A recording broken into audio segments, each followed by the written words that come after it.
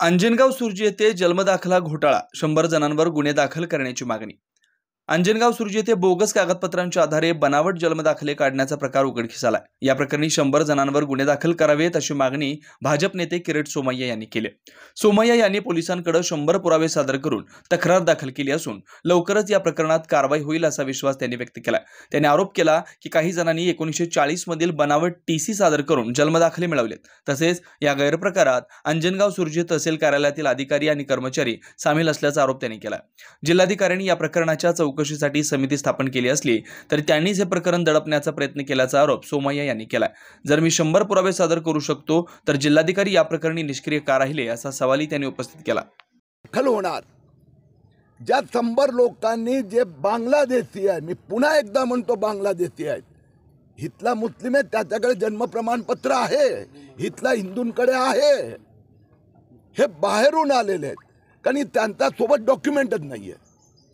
आणि असे फर्जी एक उदाहरण देतो। एका उर्दू शाळेत लिव्हिंग सर्टिफिकेट टीसी जोडलाय, ज्याचं टीसी जोडलंय ना ते केव्हा देण्यात आलं, तारीख केव्हाची 2023ची। त्याचं वय किती माहित आहे? 1932 मध्ये जन्म झाला, 1938 मध्ये शाळेत प्रवेश घेतला, 1939 मध्ये शाळा सोडली। त्या व्यक्तीचं स्कूल लिव्हिंग सर्टिफिकेट हे 2023 मध्ये घेण्यात आलं। मला हिंदुस्थानाची कुठली अशी शाळा की ज्याच्याकडे 39 चे रेकॉर्ड आहे, 38 चे रेकॉर्ड आहे, फर्जी लिव्हिंग सर्टिफिकेट देण्यात आलं आहे। शेकडो फर्जी टीसी देण्यात आलेले आहे, कॉम्प्युटर प्रिंटआउट देण्यात आले आहेत, फक्त आधार कार्डाच्या आधारावर जन्म प्रमाणपत्र देण्यात आले आहेत। आणि म्हणून माझी मागणी आहे, या 100 जे पुरावे दिले आहेत त्या 100 लोकांवर ताबडतोब FIR दर्ज करावा। आणि यात तहसीलदार कार्यालयातले काही लोक इन्व्हॉल्व आहेत, काही एजंट इन्व्हॉल्व आहेत आणि काही वकील पण इन्व्हॉल्व आहेत। कारण की माहीत असताना की व्यक्ती इथे नाही आहे, म्हणजे मी त्यांना 1 डझन असे अर्ज दिले आहेत की ती व्यक्ती तहसीलदारकडे कधी आलीच नाही, ती व्यक्ती अस्तित्वात आहे की नाही माहीतच नाही, त्यांनी अर्जही केला नाही, त्याच्यासाठी दुसरा कोणी अर्ज केला। या सगळ्यांवर कारवाई होणार, राष्ट्रद्रोहाची कारवाई तहसीलदार कार्यालयावर होणार आणि या सगळ्यांना बांगलादेश परत पाठवले जाणार। हे 100 पुरावे मी दिले आहेत, पण सगळे 1484 अर्ज तपासावे अशी माझी मागणी आहे। मी मुख्यमंत्र्यांशी काल बोललो आणि मी म्हणालो की या कलेक्टरची पण चौकशी झाली पाहिजे। कलेक्टरनी हे प्रकरण दाबण्याचा प्रयत्न केला।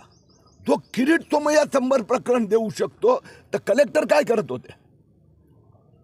आणि ही तहसीलदारला जबाबदारी कलेक्टरनी दिलेली आहे। आणि असा प्रकार जो एकदम खुल्लेआम देशद्रोह, तर कलेक्टर भले गोड बोलत असणार पण त्याला पण दाब द्यावं लागणार। त्याचा कमिटीने काय केलं आतापर्यंत? काही केलेलं नाहीये। समितीचे अध्यक्ष साहेब जे कोणी असेल त्यांनी दाब द्यावा लागणार। सर, प्रकरण महाराष्ट्रात वास्तविकरित्या हे अधिकार तहसीलदारला नोव्हेंबर 2023 मध्ये देण्यात आले। 2024 पासून तहसीलदारनी या कामाची सुरुवात केली। हा संबंध महाराष्ट्रात प्लान केलेला घोटाळा आहे। 2,23,000 अर्ज आले जन्म प्रमाणपत्रासाठी, त्यातनं 99% मुस्लिम समाजात आहे।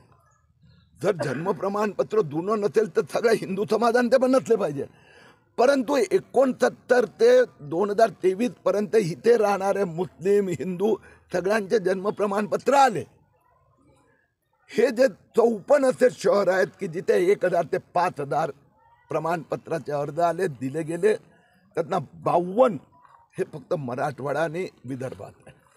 विदर्भात अकोला, यवतमाळ, अमरावती येथे मोठ्या प्रमाणात 15,000 अकोलामध्ये, 15,000 अमरावतीमध्ये प्रमाणपत्र देण्यात आले.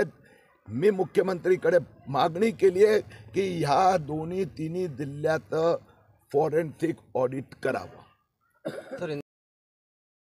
क्या आप इंटीरियर के बारे में सोच रहे हैं पर डिजाइन फाइनल नहीं कर पा रहे? होम इंटीरियर या ऑफिस इंटीरियर, किसी भी डिजाइन आइडिया को रियलिटी में कैसे बदले, आज हम ये जानेंगे इंडस्ट्री एक्सपर्ट्स से. हमारी कंपनी जो है डिजाइन ब्यूरो, उसमें interior designing, renovation, architectural design, landscaping end renovation, furnitures, ये सारे जॉब्स हमारे यहाँ होते हैं. और पिछले 20 साल से हम लोग इस फील्ड में हैं. और इसमें 2 से 3 कैटेगरी आप इसको डिवाइड कर सकते हैं, जिसमें कि हम रेसिडेंशियल बोलते हैं, कमर्शियल बोलते हैं और रिनोवेशंस बोल सकते हैं. बेसिकली क्लाइंट्स की नीड्स को अंडरस्टैंड करना, सो नीड बेस्ड एनालिसिस हमारे यहाँ होता है. सो क्लाइंट्स के लिए हम लोग परफेक्ट इसलिए हो जाते हैं, या हम उनके लिए दोबारा, या किसी क्लाइंट्स के लिए हम चौथी बार काम कर रहे हैं because of their confidence with us, कि वो हमारे ऊपर रिलाय करते हैं. हम लोग अमित को पहले से ही जानते थे, तो उनको हमने बुला के उनको जो स्ट्रक्चर है, यहाँ पे ब्रिक्स वर्क चल रहा था तभी से उनको कांटेक्ट किया, उन्हीं को जगह दिखाई, उनको स्पेस डिजाइन करने के हिसाब से कांटेक्ट किया. उन्होंने डिजाइन बना के दिया काफी अच्छा. जो भी उसमें जो भी चेंजेस थे उनको वर्कआउट किया हमने. जब जो मटेरियल लेना था वो साथ में हमारे आए, सिलेक्शन के लिए आए. वो जो भी सारा सिलेक्शन उन्होंने काफी अच्छे से करवाया. जो भी उसके बाद में जो एक्सपेक्ट था उससे ज्यादा बेटर ऑफिस उन्होंने बनवाया. बजट अगर आपका लिमिटेड है तो लिमिटेड बजट में भी आप एक अच्छा इंटीरियर कर सकते हैं, ये हमारा विश्वास है. और हमारे क्लाइंट्स के लिए हम वही दे रहे हैं, और उसी से हमारा क्लाइंटल बड़ा है. हर क्लाइंट की एक अलग स्टोरी होती है, उनका एक अलग रिक्वायरमेंट्स होता है. कई बार ये सारा मिस आउट हो जाता है. हम अपने डिजाइन उन पे लाते हैं, वो नहीं होना चाहिए. उनको क्या चाहिए वो हम डिलीवर कर सकते हैं, बस वो उनके बारे में हमको समझना पड़ेगा. तो हमारे इसमें हम एक ही बोलते हैं कि ड्रीम कम्स ट्रू. आप ड्रीम देख रहे हो, हम उनको फुलफिल करेंगे, वो हमारी रिस्पॉन्सिबिलिटी है.